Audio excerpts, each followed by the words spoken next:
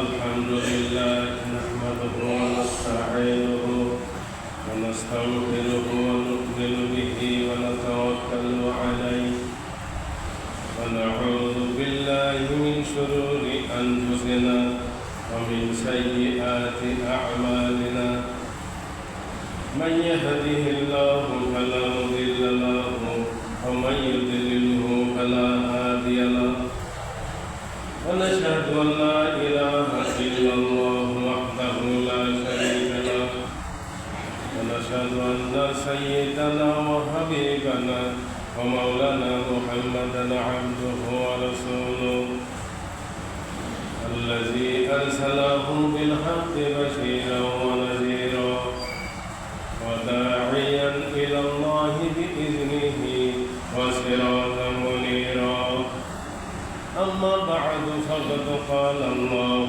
تعالى في كلامه المجيد والفرقان الحميد إن الله وملائكته يصلون على النبي يا أيها الذين آمنوا صلوا عليه وسلموا تسليما بلغ العلا بكماله كشف الدجى بجماله حسنت جميع خصاله صلوا عليه وآله قدم में मुस्तफा की मेरे वजल होता हो खक फक होती मैं अक्सर होता बलगल उला बिकमाली कशफत दुजा बिजमाली हसनत जमीउ खिसालिही सल्लु अलैहि मौला मेरे खबर लो बर्बाद तो हो सला कुछ अपना जिंदगी का एतबार नहीं होता बलगल उला बिकमालिही कशफत दुजा बिजमालिही हसनत जमीउ खिसालिही सल्लु अलैहि وآله لا إله إلا الله لا إله إلا الله لا إله إلا الله لا إله إلا الله لا إله إلا الله لا إله إلا الله محمد رسول الله صلى الله عليه وسلم সম্মানিত মুসলিমবৃন্দ, শুরুতে সেই মহান রব্বুল আলামিনের শুকর গুজার করছি যিনি আমাদেরকে আজ শুক্রবারের জুমার নামাজ আদায় করার জন্য মসজিদে আসার জন্য সুযোগ করে দিয়েছেন। সেই মহান রব্বুল আলামিনের শুকর গুজার হচ্ছি। আমরা সকলেই বলি আলহামদুলিল্লাহ। আলহামদুলিল্লাহ।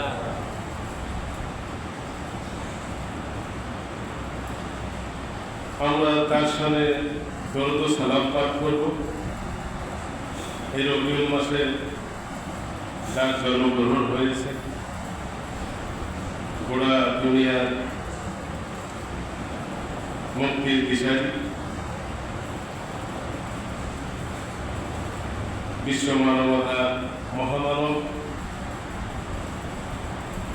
হযরত মুহাম্মদ সাল্লাল্লাহু আলাইহি সাল্লাম, আমরা তার সামনে দরুদ ও সালাম পাঠ করছি। সকলে বলি সাল্লাল্লাহু আলাইহি সাল্লাম। সম্মানিত মুসলিমবৃন্দ, রবিউল আউয়াল মাস, এই মাস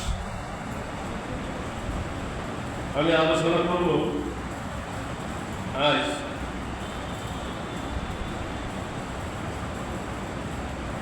মানুষ সৃষ্টির সেরা যে 5টি কারণে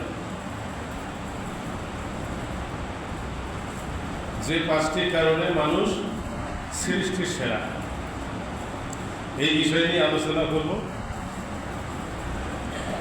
এই জন্য কোরআনুল কারীমে আল্লাহ রাব্বুল আলামিন বলেছেন 95 নম্বর সূরা, সূরা 3,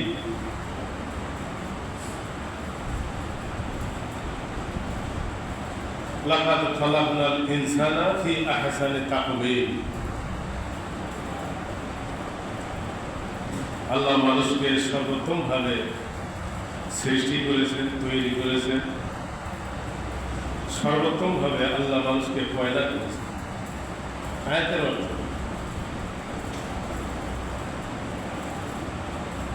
তো মানুষ যে সৃষ্টির সেরা, তার প্রথম নম্বর কারণ হচ্ছে, 1 নম্বর কারণ হচ্ছে আল্লাহ রাব্বুল আলামিন মানুষকে জ্ঞান দান করেছেন। আল্লাহ রাব্বুল আলামিন মানুষকে জ্ঞান দান করেছেন, যে জ্ঞান আল্লাহ রাব্বুল আলামিন অন্য কোন সৃষ্টিকে দান করেন না। শুধু মানুষকে আল্লাহ রাব্বুল আলামিন জ্ঞান দান করেছেন, বিবেক বুদ্ধি, চিন্তা ভাবনা, এটা আর অন্য কোনো প্রাণীকে আল্লাহ রাব্বুল আলামিন দেন নাই। যেমন আপনার বাড়িতে গরু, ছাগল, ভেড়া, মহিষ অথবা আরো কিছু আছে, উট, দুম্বা, বাঘ, ভাল্লুক, যত জন্তু জানোয়ার আছে, তাদেরকে আল্লাহ রাব্বুল আলামিন জ্ঞান দান করেন নাই, বোধ শক্তি দান করেছেন।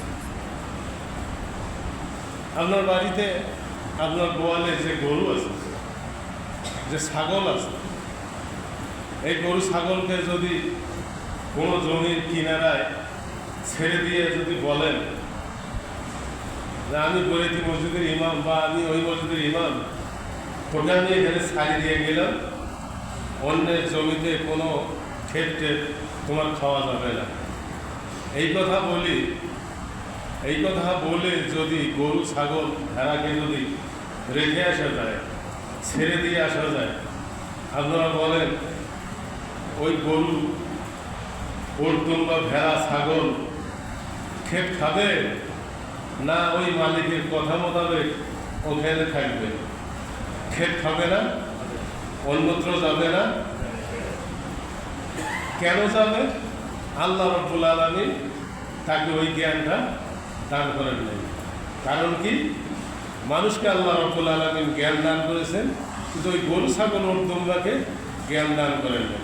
খাইতে ধরলে পেট্রি দিয়ে পিছারিতে একটা বাড়ি মারবে, আর অমনি ওই ঘুরি দেখে একদিকে চলে যাবে। এই যে বোধ শক্তি, এই বোধ শক্তি ওরা আছে, কিন্তু জ্ঞান আল্লাহ বিবেক বুদ্ধি থাকে, এটা দেন নাই। সম্মানিত মুসল্লিবৃন্দ, এই জ্ঞানের জন্য আল্লাহ রাব্বুল আলামিন রাসূল পাক সাল্লাল্লাহু আলাইহি সাল্লামের নিকট সর্বপ্রথম যে আয়াতটি নাযিল করেছিলেন, ইকরা বিসমি রাব্বিকাল্লাযী খালাক, সর্বপ্রথম আল্লাহ রাব্বুল আলামিন বলেছেন জিবরাইলের মাধ্যমে, হে রাসূল আপনি পড়ুন, হে নবী আপনি পড়ুন, হে মুহাম্মদ আপনি পড়ুন। রাসূল কি বলেছিলেন? আমি তো পড়তে পারি না, আমি লেখাপড়া জানি না, আমার লেখাপড়া নাই। সম্মানিত মুসলিম, তাহলে বোঝা গেল যে জ্ঞান আল্লাহ রাব্বুল আলামিন শুধু মানুষকেই দান করেছেন, আর অন্য কোনো সৃষ্টিকে দান করেন নাই। জ্ঞান মানুষকে 5টি কারণে দান করার কারণে মানুষ সৃষ্টির সেরা, আশরাফুল মাখলুকাত। আপনারা দেখেন, মানুষের মাথাটা যদি নষ্ট হয়ে যায়, সম্পূর্ণ মানুষটা নষ্ট, তাকে কি বলে? পাগল বলে। তাকে পাগল বলা হয়। যার মাথা নষ্ট তাকে পাগল বলা হয়ে যায়। সম্মানিত মুসল্লিবৃন্দ, আল্লাহ রাব্বুল আলামিন সুলাইমান নবীকে ওহী করে জানিয়ে দিলেন, হে সুলাইমান, হে নবী সুলাইমান, আমি সব নবী রাসূলকে একটা করে ক্ষমতা দান করে থাকি। আমি তোমার জন্য একটা ক্ষমতা দান করব, একটা মজেজা দেব। সেই মজেজা তিনটা শ্রেণী থাকবে। একটা হচ্ছে এলেম, একটা হচ্ছে গোটা দুনিয়ার বাদশাহী, আর একটা হচ্ছে যত সৃষ্টি আছে সব সৃষ্টির আনুগত্য। এই তিনটির মধ্যে যে কোনো একটি নিতে হবে। সুলাইমান আলাইহিস সালাম আল্লাহর কাছে সময় চাইলেন, সময় নিলেন, নিয়ে সুলাইমান আলাইহিস সালাম আল্লাহর কাছে জানিয়ে দিলেন, হে আল্লাহ রাব্বুল আলামিন, আমি আপনার নিকটে তিনটির মধ্য থেকে একটি চাই, তা হচ্ছে জ্ঞান। আল্লাহ রাব্বুল আলামিন নবী সুলাইমান এই জ্ঞান চাওয়ার কারণে সুলাইমান আলাইহিস সালামকে বললেন, হে নবী সুলাইমান, আমি তোমাকে এই জ্ঞান চাওয়ার কারণে 13টাই দান করলাম। সুবহানাল্লাহ বলা যাবে না? 13টাই দান করলেন। গোটা দুনিয়ার বাদশাহী, যত সৃষ্টি আছে সব সৃষ্টির আনুগত্য, আর এলেম দান করলেন। এই জন্য সুলাইমান আলাইহিস সালাম সব সৃষ্টির কথা বুঝতে পারতেন। কথা ঠিক না বেঠে? গোটা দুনিয়ার বাদশাহী ছিল তার। গোটা দুনিয়ায় বাদশাহী 4জন মানুষের ছিল, 4জনের ছিল। তার মধ্যে একজন ছিলেন নবী সুলাইমান আলাইহিস সালাম। আল্লাহ রাব্বুল আলামিন এই জ্ঞান ছাড়ার কারণে সুলাইমান আলাইহিস সালামকে গোটা দুনিয়া বাদশাহী দান করলেন। গোটা দুনিয়ার অর্থাৎ সারা দুনিয়ার যত সৃষ্টি আছে সব সৃষ্টির আনুগত্য তাকে দিয়ে দিলেন এবং এলেম দান করলেন। সম্মানিত মুসলিম, এই হচ্ছে মানুষ সৃষ্টির সেরা আশরাফুল মাখলুকাত হওয়ার 1 নম্বর কারণ জ্ঞান। 2 নম্বর কারণ হচ্ছে আল্লাহ রাব্বুল আলামিন বলেন যে মানুষকে 2 নম্বর যে কারণ দেওয়া হয়েছে তা হচ্ছে কথা বলার ক্ষমতা, কথা বলার শক্তি। শুধু মানুষই কথা বলতে পারে, শুধু মানুষই কথা বলতে পারে। আপনাদের সামনে আজ আমি কথা বলতে পারতেছি, আদান প্রদান ভাব যা কিছু করা দরকার করতে পারতেছি। কথা ঠিক না ঠিক? করতে পারতেছি, কথা বলতে পারতেছি। সম্মানিত মুসল্লিবৃন্দ, বাঘ, ভাল্লুক, উট, দুম্বা, ভেড়া, হাতি, ঘোড়া আর যত প্রাণী আছে তারা কিন্তু একজন আর একজনের সঙ্গে কথা বলিয়া এরকম একটা দল পাকাবে। আপনারা দেখেছেন কোনোদিন? ছাগলেরা মিটিং মিছিল করছে, কারো বিরুদ্ধে দল পাকাইছে, দল ঐক্যবদ্ধ হয়ে কারো বিরুদ্ধে স্লোগান দিছে, মিটিং মিছিল করছে। এরকম হয়েছে কোনোদিন? হয় নাই। কথা বলতে পারে নাই, আদান প্রদান করতে পারে না, কথা বলতে পারে না। তাই আল্লাহ রাব্বুল আলামিন মানুষকে 2 নম্বরের যে ক্ষমতা দিয়েছেন তা হচ্ছে কথা বলার ক্ষমতা। আমরা কথা বলতে পারি, একজন আর একজনের বিরুদ্ধে অনেক কিছু করতে পারি কথার মাধ্যমে। কথা ঠিক না ঠিক? সম্মানিত মুসল্লিবৃন্দ, এই জন্য আসুন মানুষকে আল্লাহ রাব্বুল আলামিন সৃষ্টির সেরা আশরাফুল মাখলুকাত করার পেছনে 2 নম্বর কারণ হচ্ছে আল্লাহ রাব্বুল আলামিন মানুষকে কথা বলার ক্ষমতা দান করেছেন। 3 নম্বর কারণ হচ্ছে মানুষকে আল্লাহ রাব্বুল আলামিন লেখনী শক্তি হাত দিয়ে দিয়েছেন। আল্লাহ রাব্বুল আলামিন লেখনী শক্তি, লেখার ক্ষমতা দিয়েছেন। মানুষ হাত দিয়ে লিখতে পারে। মানুষ প্রাইমারি স্কুলে, হাই স্কুলে, তারপর হাই স্কুলের উপরে, তারপর কলেজ, ভার্সিটিতে লেখাপড়া কলমের সাহায্যে করতে পারে। আপনারা বা আমরা কোনোদিন দেখি নাই যে কোনো জন্তু জানোয়ার হাতে কলম নিয়ে কোনো মাদ্রাসা বা কোনো স্কুলে, কোনো হাই স্কুলে, কলেজ, বিশ্ববিদ্যালয়ে কলম, বই, পুস্তক নিয়ে যেতে পারছে কোনো প্রাণী? পারছে? শুধু যেতে পারে, লেখালেখি করতে পারে। কে পারে? শুধু পারে মানুষ। সম্মানিত মুসল্লিবৃন্দ, মানুষ এই হাতের মাধ্যমে আরো অনেক কিছু করতে পারে। লাঙ্গল ধরতে পারে, স্টিয়ারিং ধরতে পারে, প্লেন চালাতে পারে, বাস চালাতে পারে, বাইসাইকেল চালাতে পারে, মোটরসাইকেল চালাতে পারে। এই হাত দিয়ে ধরে গরু, ছাগল, উট, দুম্বা এরকম কোনোদিন করতে পারছে? পারে নাই। শেষ পর্যন্ত মানুষ আরো একটা পারে, মানুষ এই হাত দিয়ে একটা করে ভোটও দিতে পারে। কথা ঠিক না ঠিক? কিন্তু গরু, ছাগল, উট, দুম্বা কোনোদিন এরকম কোনো ঘটনা ঘটিয়েছে যে তাদের সমস্যার কারণে ভোট দিয়ে একজনকে লিডার করতে হবে, একজনকে নেতা বানাতে হবে, এরকম করতে পারছে ওরা? এরকম করতে পারে নাই। সম্মানিত মুসল্লিবৃন্দ, আল্লাহ রাব্বুল আলামিন মানুষকে লেখনী শক্তি দিয়েছেন, মানুষকে এই হাত দিয়ে অনেক কিছু করার ক্ষমতা দান করেছেন। কথা ঠিক কি না? সম্মানিত মুসল্লিবৃন্দ, মানুষ আশরাফুল মাখলুকাত সৃষ্টির সেরা হওয়ার পেছনে 3 নম্বর কারণ হচ্ছে আল্লাহ রাব্বুল আলামিন লেখনী শক্তি দান করেছেন। 4 নম্বর ক্ষমতা হচ্ছে আল্লাহ রাব্বুল আলামিন। আল্লাহ রাব্বুল আলামিন মানুষের সঠিক পথে মানুষকে চলার জন্য যত পরপরে হোক, যত শত বছর পরপরে হোক, নবী রাসূল পাঠিয়েছেন। তাকে পাঠিয়েছেন? নবী রাসূল পাঠিয়েছেন পথভ্রষ্ট মানুষগুলিকে, ভ্রান্ত পথের মানুষগুলিকে, ভুল পথে যাওয়া মানুষগুলিকে সঠিক পথে আনার জন্য আল্লাহ রাব্বুল আলামিন সৃষ্টির সেরা মানুষের জন্য, আশরাফুল মাখলুকাত মানুষের জন্য 4 নম্বরের যে কারণ, সেই কারণ হচ্ছে আল্লাহ রাব্বুল আলামিন নবী রাসূল পাঠিয়ে দিয়ে মানুষগুলিকে সঠিক পথে পরিচালনা করার জন্য নবী রাসূল পাঠিয়েছেন। কথা ঠিক না ভাই? সম্মানিত মুসল্লিবৃন্দ, 4 নম্বর কারণ হচ্ছে নবী রাসূলকে আল্লাহ রাব্বুল আলামিন পৃথিবীতে পাঠিয়েছেন পথভ্রষ্ট মানুষগুলিকে সঠিক পথে পরিচালনা করার জন্য। এই জন্য আল্লাহ রাব্বুল আলামিন বলেন যে মানুষ হচ্ছে আশরাফুল মাখলুকাত সৃষ্টির সেরা। 4 নম্বর কারণ হচ্ছে এইটি। সম্মানিত মুসল্লিবৃন্দ, 4 নম্বর কারণের জন্য নবী রাসূল যখন পৃথিবীতে আগমন করেছেন, তেনারা এসে বলেছেন ইয়া কাওমি ইবুদুল্লাহ মা লাকুম মিন ইলাহিন গায়রুহু। নবী রাসূল বলেছেন, হে আমার কওমের লোকেরা, হে আমার জাতির ভাইয়েরা, তোমরা এক আল্লাহর দাসত্ব করো। এক আল্লাহর দাসত্ব করার জন্যই তোমাদেরকে দুনিয়ায় পাঠানো হয়েছে। এইভাবে দাওয়াত দিয়েছেন। সেই দাওয়াতের যে এক দফা কর্মসূচি ছিল, সেই কর্মসূচির নাম হচ্ছে লা ইলাহা ইল্লাল্লাহ। কথা ঠিক না বেঠে? সম্মানিত মুসল্লিবৃন্দ, 5 নম্বর কারণ আল্লাহ রাব্বুল আলামিন, 5 নম্বর আশরাফুল মাখলুকাত সৃষ্টির সেরা মানুষ।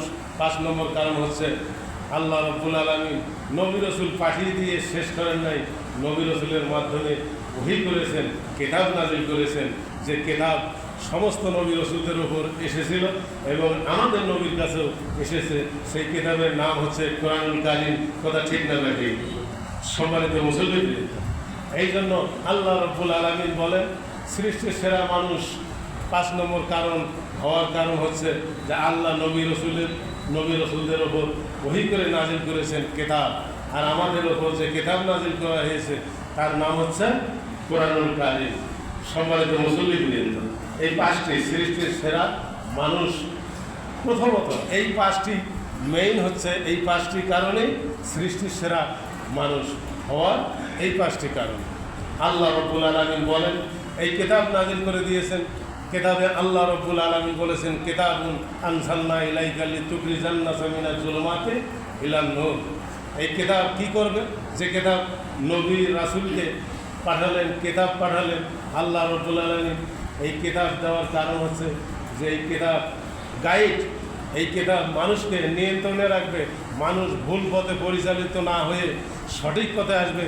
সেই কিতাবের মধ্যে আল্লাহর নিষেধ, আদেশ, এই হুকুমগুলি আছে।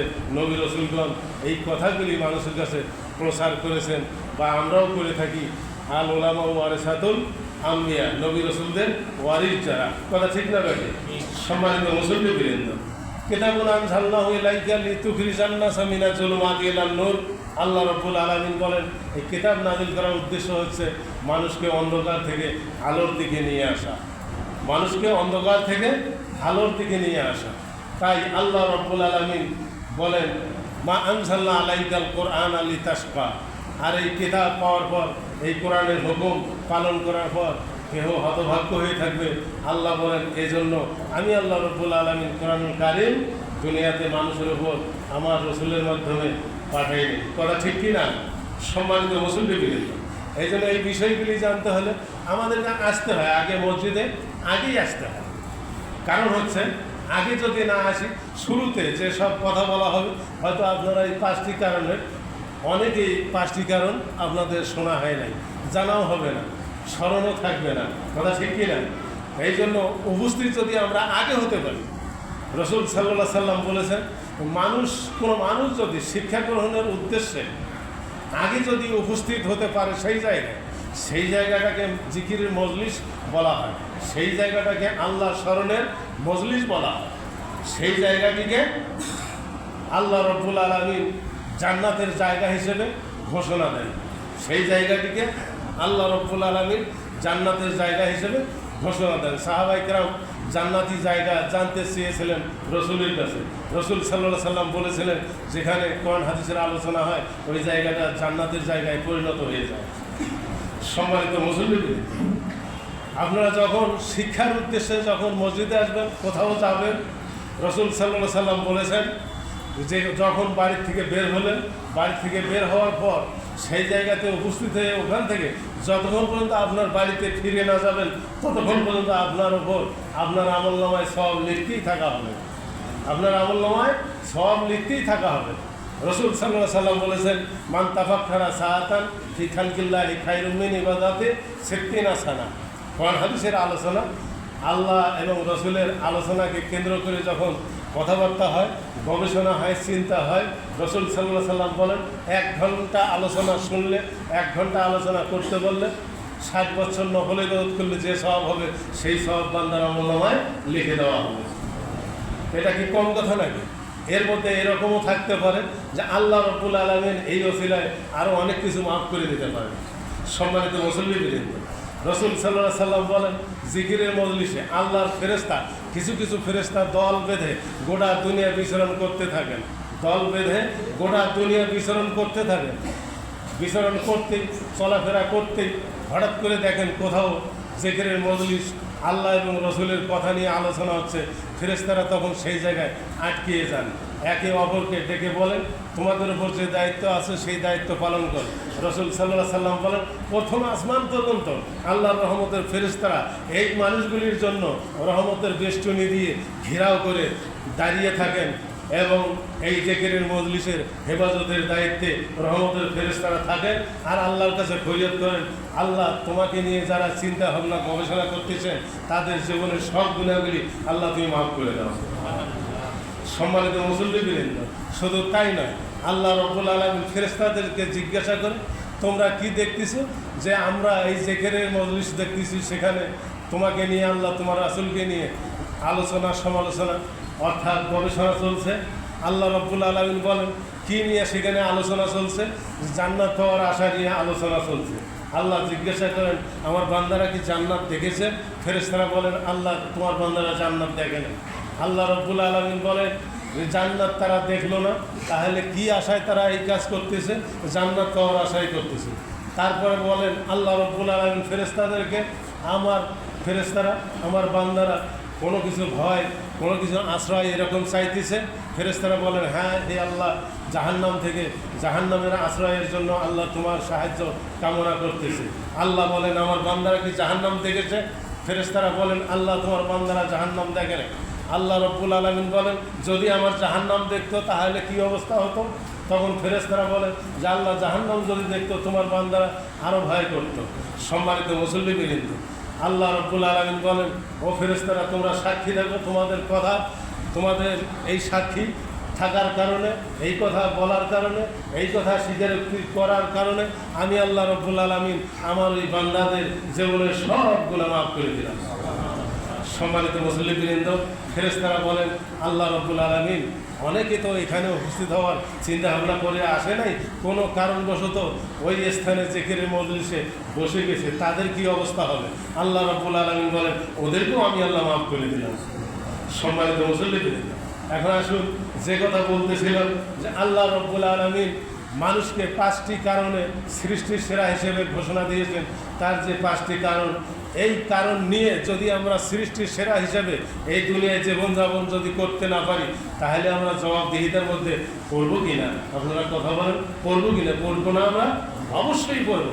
সম্মানিত মুসল্লিবৃন্দ, এইরকম নেয়ামত আমাদেরকে, জ্ঞান, আমাকে কথা বলার ক্ষমতা, আমাকে লেখনী শক্তি, আমাকে সঠিক পথে পরিচালনা করার জন্য নবী রাসূল, আমাকে সঠিক পথে পরিচালনা করার জন্য কিতাব, এসব দেওয়ার কারণে আমরা যদি সঠিক পথে আল্লাহর হুকুম মেনে চলতে না পারি, অবশ্যই কিয়ামতের ময়দানে আল্লাহ রব্বুল আলামিন বলবেন, ফুজুহু ফাকুল্লুহু, খুজু হোক ফাগুল্য হোক, গ্রেপ্তার করো, অ্যারেস্ট করো, বন্দি করো, তাদের গলায় বেরি পরিয়ে দাও, সুম্মাল জাহিমা জাহান্নামে নিক্ষেপ করো। কারণ আমি আল্লাহ রাব্বুল আলামিন আমার এই সব বান্দাদেরকে আমি সৃষ্টির সেরা হিসাবে তৈরি করেছি, পয়দা করেছি, দুনিয়াতে আমি পাঠিয়ে দিয়েছি। তারা আমার সৃষ্টির সেরার দায়িত্ব পালন করে নাই, কথা ঠিক কিনা? সম্মানিত মুসলিমবৃন্দ, এই জন্য আসুন আল্লাহ রাব্বুল আলামিন আমাদের সবাইকে যেন সৃষ্টির সেরা হিসাবে দুনিয়ার জমিনে দায়িত্ব পালন করে আল্লাহর সন্তুষ্টি অর্জন করার তৌফিক এনায়েত করেন। ওয়াখির দাওয়ানা আলহামদুলিল্লাহি রাব্বিল আলামিন। আসসালামু আলাইকুম ওয়া রাহমাতুল্লাহি ওয়া বারাকাতুহু।